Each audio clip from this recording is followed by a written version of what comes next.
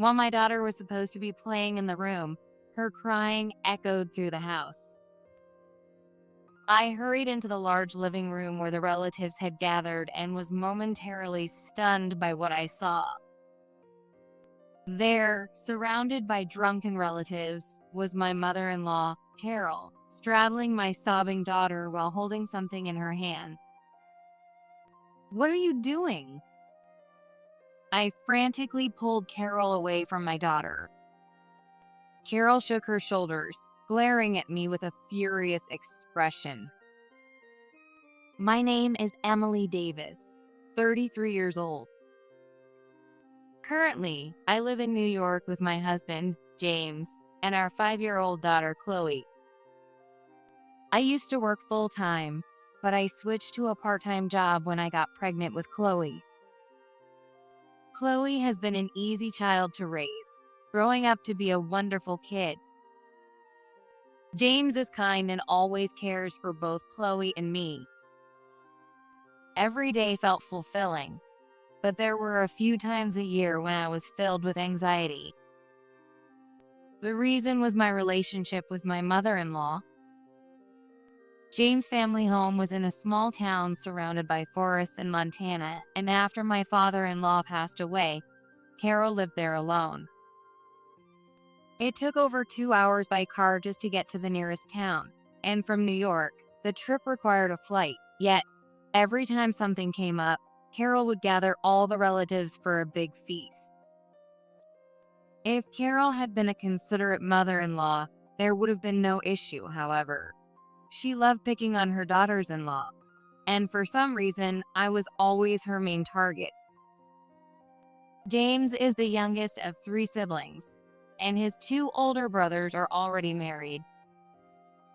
They always returned home with their wives and kids during these gatherings. Carol did make unpleasant remarks to my sisters-in-law, but her treatment of me was on another level. Unlike my sisters-in-law, who seemed unaffected by Carol's remarks, I couldn't respond at all, which probably made bullying me more enjoyable for her. The reason I couldn't stand up to Carol was because of something that happened during a previous visit. As soon as I arrived at the family home and sat down to rest, Carol suddenly shouted, "What are you sitting around for?" She forced all the housework onto me. Of course, James and his brothers tried to stand up for me, but Carol wouldn't listen. I also didn't want to make James worry, so I pretended I was fine. However, at one point, when I was completely exhausted, I sat down in the kitchen for a moment. Carol caught me and, shouting, "Don't slack off!"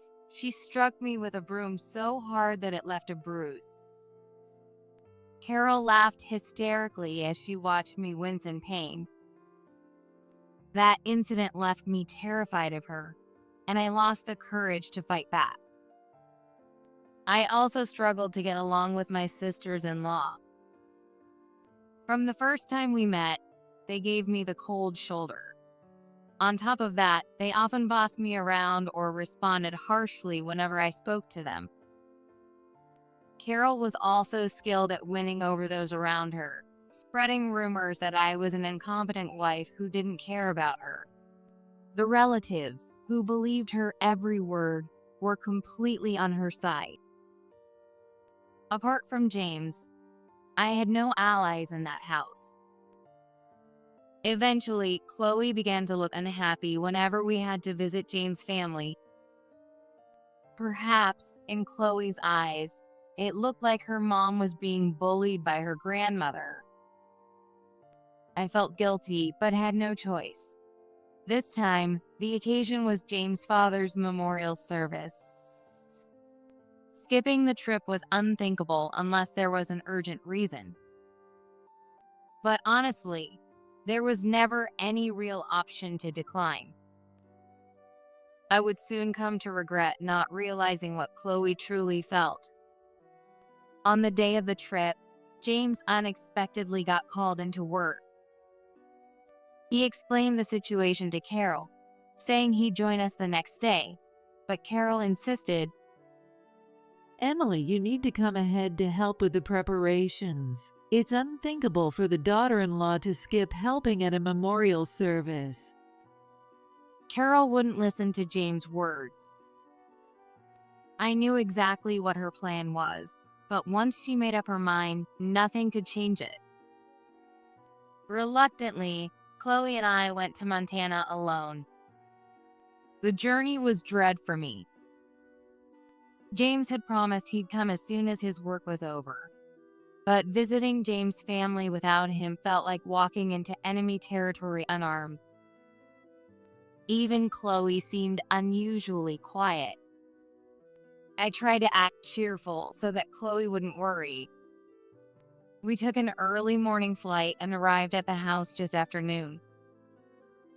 As I opened the door, thinking about how far the trip was, Carol immediately came to greet me. You're late. What were you doing? I had informed her of our arrival time beforehand, but Carol pretended not to remember. I had no choice but to apologize. Carol snorted and handed me a piece of paper. Here, go buy everything on this list for dinner. The note was packed with items. All of this. By myself. Carol scoffed. Your sisters-in-law aren't here yet. Of course, you're the one who has to go. I'll watch Chloe, so hurry up and get going. She practically forced me out of the house. When I called out to Chloe, who had been happily playing with the other kids, she looked at me with a sad expression. However, dragging a 5-year-old around for errands felt too cruel. Staying and playing would help keep her mind occupied. I told Chloe, I'll be back soon, borrowed a relative's car, and rushed to the store. No matter how fast I drove, the trip from Carol's house to the town supermarket took at least 30 minutes one way. By the time I finished all the shopping and returned, it was almost evening. Everyone's already here, so get dinner ready now. Despite seeing how exhausted I was, she complained, "You're late," and didn't let me rest for a second. When I handed her the receipt from the shopping trip, Carol crumpled it up and threw it at me, shouting, "What kind of wife begs her mother-in-law for money?" She muttered under her breath as she walked back to another room. I didn't have the luxury of casually paying hundreds of dollars out of pocket, so I stared at the receipt and let out a heavy sigh. But I gave up on the idea of getting reimbursed, unloaded the groceries, and began cooking dinner. Even while I was cooking, Carol found something to complain about every step of the way. I wished she'd at least help, but instead, I quickly prepared enough food for everyone and started setting it out on the table where the relatives, already tipsy, were gathered and laughing. Feeling concerned about Chloe, I peeked into the room and saw her happily playing in the corner with the other kids. I felt a sense of relief and continued working non-stop. About an hour later, while I was preparing drinks in the kitchen, I heard Chloe's desperate cry coming from the room. Startled by the sound of Chloe's cry, I rushed into the room where everyone was gathered and saw Carol pinning Chloe down, trying to draw something on her face with a crayon that one of the kids had been holding. James' brothers seemed like they were about to step in, but the other relatives laughed and egged Carol on. I was shocked at the bizarre scene, but I quickly regained my senses and forcefully pulled Carol away from Chloe. The force caused Carol to fall backward onto the floor. What do you think you're doing? Carol's angry voice echoed through the room. What did you do to Chloe?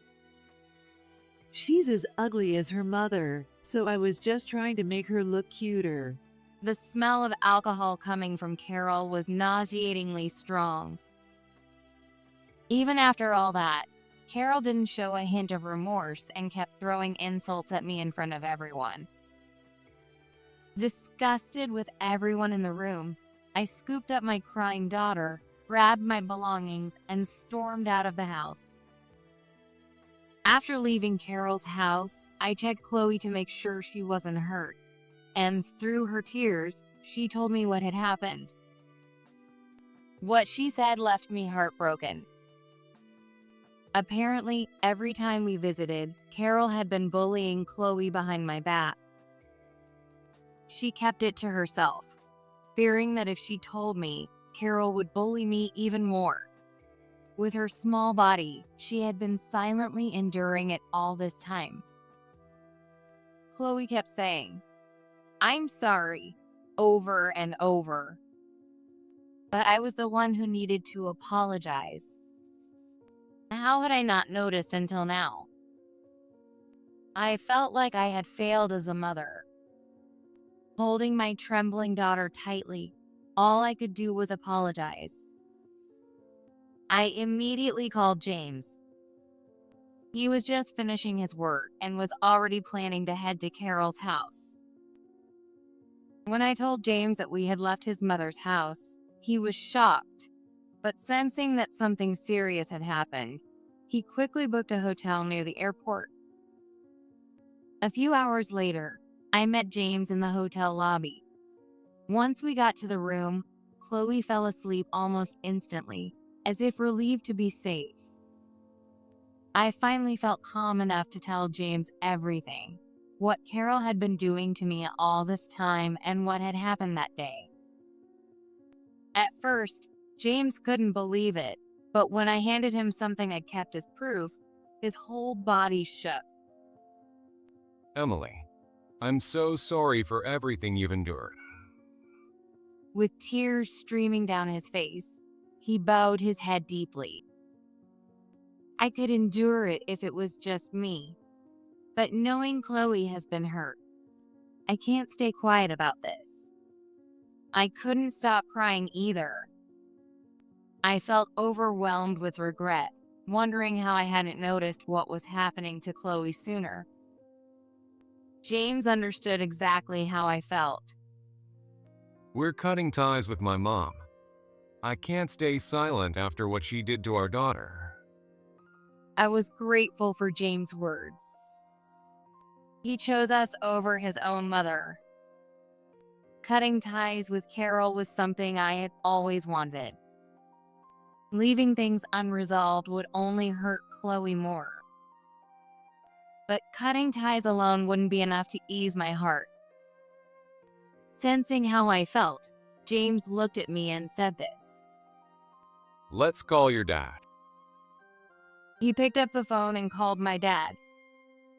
I realized that relying on my dad might be the best solution. And so, we began making preparations to sever ties with Carol for good. A few days later, my doorbell rang, followed by a loud bang. Bang! At the door. I already knew who it was. I immediately sent a message to James, who was at work, via WhatsApp, and when I opened the front door, there Carol, just as I had expected. She was already seething with rage. Without saying a word, she stormed into the house and barked. What's the meaning of this? She threw an envelope at me. It represents how James and I feel. The envelope contained proof of the numerous times Carol had harassed me and documents for a formal demand for compensation. The truth was, I had been secretly wearing a voice recorder during my visits with Carol, just in case I needed evidence. The reason I had started doing this was because of my dad. My dad, a lawyer, had always taught me to keep records if anything ever happened. This advice turned out to be invaluable, as I was able to compile solid evidence of Carol's harassment. James also understood the situation after hearing the recordings. Moreover, my parents, who adored Chloe more than anything, were furious when they learned Carol had even bullied their granddaughter. They immediately took action. As stated in the documents, we're demanding compensation. The amount was $20,000. Although it felt a bit high, my dad explained that it also covered Chloe's suffering, so I agreed it was justified. However, Carol shouted back. Why should I pay compensation? You two are trying to frame me, but it won't work. She ranted nonstop, saying things like, "I've done nothing wrong," and "it's the mother-in-law's duty to teach her daughter-in-law," without pausing for breath. In the end, she even threatened me, saying, "Don't think you'll get away with this. And the relatives won't stay quiet about this either. Do whatever you like.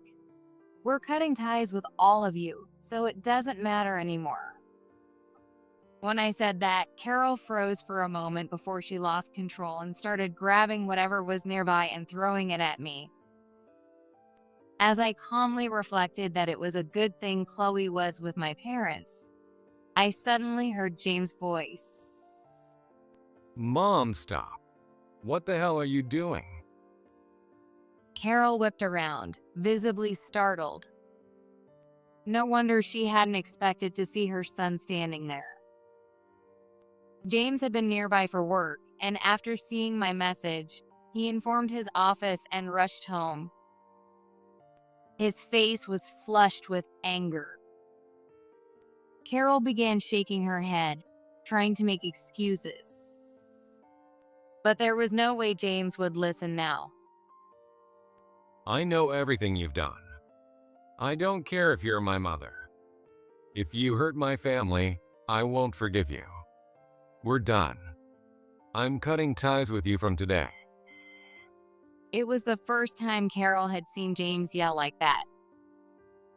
She was taken aback at first, but she quickly snapped back and shouted, You can't do that. The family won't stay quiet about this. Your brothers are all on my side. She seemed to believe that saying this would make us back down. Then she started ranting that I had brainwashed James and demanded that I beg for forgiveness. As I watched her outburst with cold detachment, I heard the voice of James' oldest brother, Mark. We're cutting ties with you too.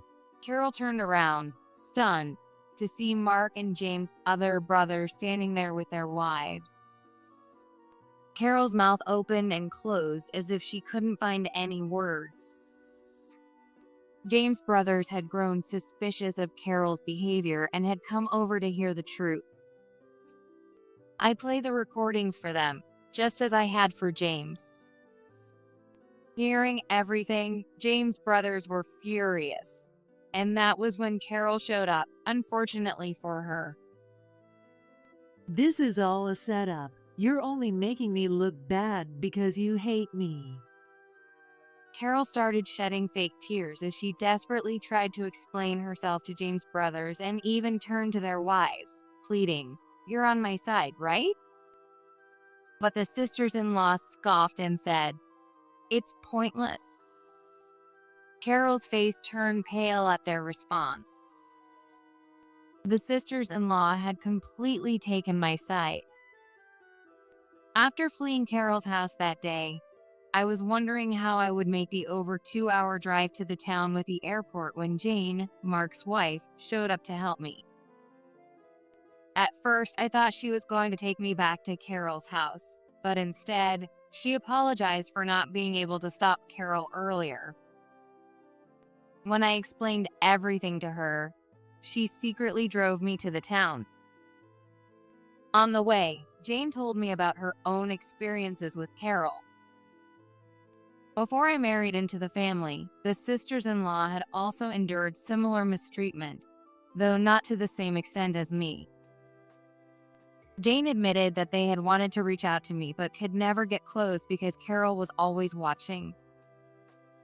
She told me that she had tried to confront Carol before, but it only made Carol treat me even worse afterward. And since then, she hadn't been able to say anything or even talk to Mark about it. But this time, as a mother herself, she couldn't stand by any longer and told James' brothers everything. Knowing how hard my sisters-in-law had worked behind the scenes to protect me brought me to tears. Thanks to Jane and the others, James' brothers finally took action. Everyone believed my words and supported me. There was no one left who sided with Carol. I've done nothing wrong. Even after everything, Carol still refused to admit her faults. And Mark, the eldest brother, yelled at her, "Cut it out!" Mark looked so much like their late father-in-law. Perhaps Carol saw her husband in him at that moment. After being yelled at, Carol burst into tears like a child and finally pleaded, "Please forgive me." But I had no intention of ever forgiving her. I told her it was impossible. Then she snapped again, saying, "If you don't forgive me, my sons will cut ties with me. Are you trying to take my precious boys away from me?" Hearing that, the anger I had been suppressing boiled over, and I said, "What about the fact that you hurt my precious daughter? As a mother yourself, you should understand how I feel." I let everything out in a rush, and James had to desperately hold me back. He must have thought I was about to lunge at Carol. When James told Carol, "Give it up," she staggered and collapsed on the spot. Even as I watched her like that, I felt nothing. If it had only been me, I might have endured it, but I could never forgive someone who had hurt my daughter. James' brothers, utterly fed up, sighed and said, "Let's go," as they began to take Carol away.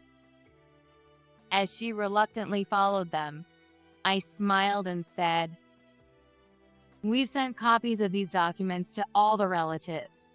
Hopefully, you still have some supporters left." Carol's eyes widened in shock as she looked at me. She let out a strange cry and began thrashing around again.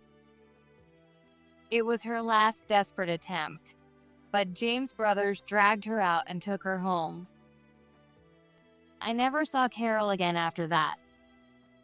Shortly after, we formally severed ties with her with the support of James' brothers. The relatives who learned of Carol's true nature also began distancing themselves from her. However, I had no intention of forgiving the relatives who stood by and laughed while my daughter was being mistreated. Word spread about Carol's abusive behavior toward her daughters-in-law, and she ended up completely isolated.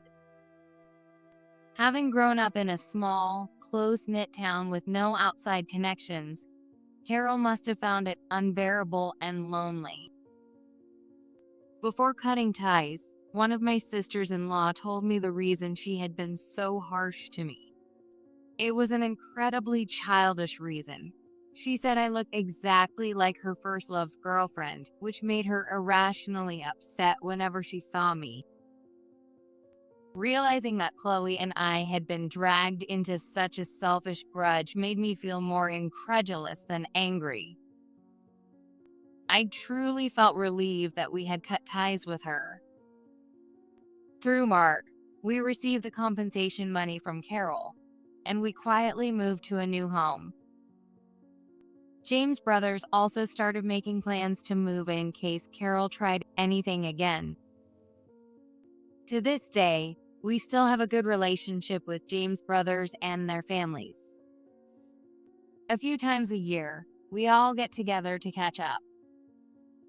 I came to realize that the sisters-in-law I once thought were cold were actually kind people, and now they've become some of my greatest supporters.